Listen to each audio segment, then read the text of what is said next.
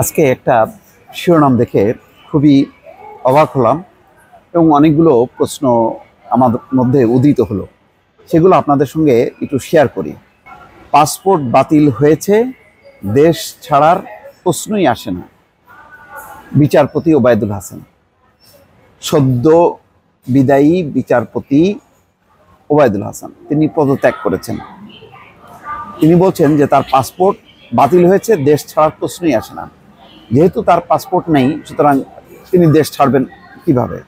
Obaidul Hasan daily স্টারকে বলছেন যে আমি ঢাকায় আছি, কোনো কোনো গণমাধ্যম আমার দেশ ছাড়ার ব্যাপারে যে খবর দিয়েছে তা সম্পূর্ণ মিথ্যা। তিনি আজকে নিজেই নিশ্চিত করেছেন।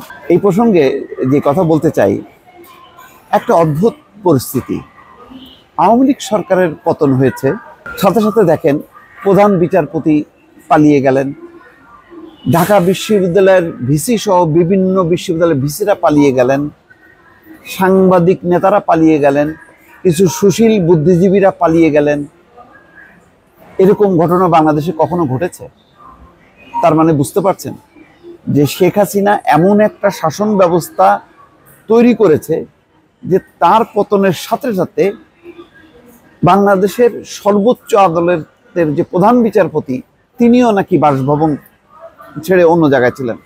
তারপরে তিনি কোথায় জুম মিটিং করলেন, পরে বিক্ষোভ হলো, তিনি পদত্যাগ করলেন। আরো অনেকগুলো বিচারপতি হয় পালিয়েছেন অথবা পদত্যাগ করার সিদ্ধান্ত নিয়ে বসে আছে। কতগুলো বিশ্ববিদ্যালয়ের ভিসিরা নাই, তারপরে শিক্ষকরা নাই, তারপরে পুলিশের গুরুত্বপূর্ণ পুলিশ প্রধান সহ তারা নাই, তারাও পালিয়ে গেছে। এখন অনেকে জয়েনও করেননি, অনেক পুলিশ কর্মকর্তা। সাংবাদিক তারাও নাই। কি অদ্ভুত ব্যাপার!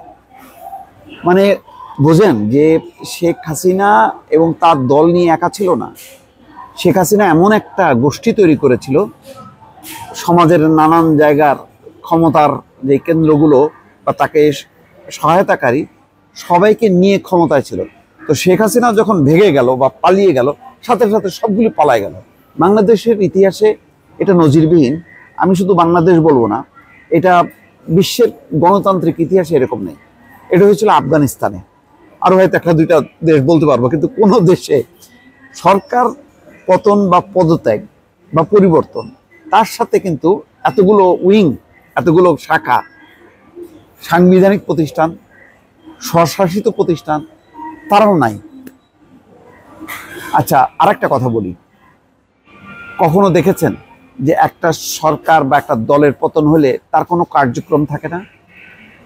আচ্ছা, আওয়ামী লীগ নামের যে একটা পুরনো একটা রাজনৈতিক দল, সেই দলের তো বুঝলাম দেশের না হয় তাদের নিরাপত্তাজনিত সমস্যা আছে।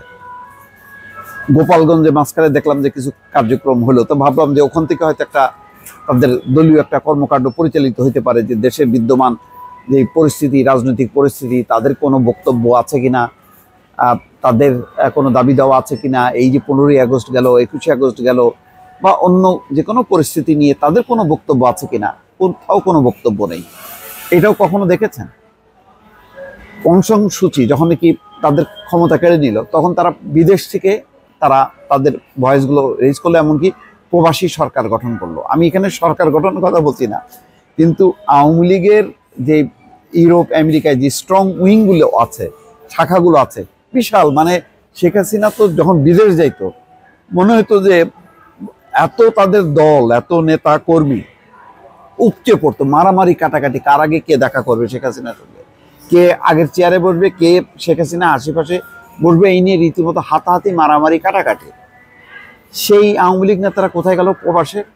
সেখান থেকেও তো তারা দলের কার্যক্রমগুলো অ্যানাউন্স করতে পারতো যে আজকের যে বিদ্যমান প্রায় 1 মাস হতে চললো, এই ব্যাপারে তাদের মূল্যায়ন কি, তাদের কোনো দাবি দেওয়া আছে কিনা, কিচ্ছু নাই। 15ই আগস্টের যখন কি সামরিক অভ্যুত্থান হলো, বঙ্গবন্ধু যখন কি সপরিবারে মারা গেল, তখন যেমন নাই হয়ে গেল, এবার গণ অভ্যুত্থানের মধ্য দিয়ে তারা এরকম নাই হয়ে গেল। এবং আমার কাছে মনে হচ্ছে যে আরও বেশি নাই হয়ে গেছে। অথচ অন্তর্বর্তী সরকার তো আওয়ামী লীগকে নিষিদ্ধ করেনি, নিজে নিজে নিষিদ্ধ করে দিল তারা। শেখ হাসিনা নেই, অন্যরা নেই, অন্যরাও কি মারা গেল, উধাও হয়ে গেল?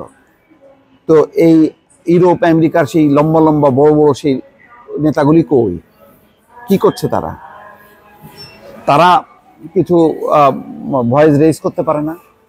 মাঝখানে মনে করলাম যে সজীব ওয়াজের জয় বোধহয় শুরু করবে, কিন্তু কি সব মানে হাতে কুলফি টুলফি মানে কি যেন আঁকিবুকি দিয়ে বসলো, এক এক সময় এক এক রকম কথাবার্তা বলে এক ধরনের ফাউল প্লে করা শুরু করলো। দেখ এখন সে নাই, মানে অন্তত দলের ইজ্জতটা রক্ষা হয়েছে। কিন্তু বিদেশে তো প্রচুর প্রবীণ নেতা আছে, তারা তো কথা বলতে পারে, বুঝছেন? তাহলে দলটাকে কোথায় নিয়ে গেছে শেখ হাসিনা, যে দেশে তো নাই, বিদেশেও একদম সমূলে মানে নিজেরাই উৎখাত করে বসে আছে।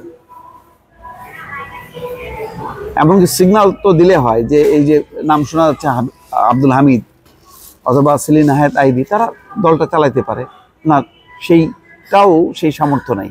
আর এখন যে অবস্থা, শেখ হাসিনা যদি ভারতে আশ্রয়ও নেয়, সে তো কোনো কথা বলতে পারবে না, তাকে শর্ত সাপেক্ষেই সেখানে রাজনৈতিক আশ্রয় নিতে হবে, কোনো রাজনৈতিক কার্যক্রম করা যাবে না। যদি করে তাহলে সেটা ভারতের সাথে বাংলাদেশের সম্পর্ক নষ্ট হবে। কোথায় গেল সেই আওয়ামী লীগ?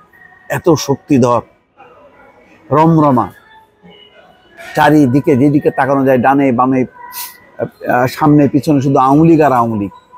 সেই আওয়ামী লীগ রাতারাতি দেশের থেকে তো উধাও হয়ে গেল, বিদেশ থেকে উধাও হয়ে গেল। বড়ই দুর্ভাগ্য। এগুলি হলো শেখ হাসিনার পাপের ফলাফল। ভালো থাকবেন, আল্লাহ হাফেজ।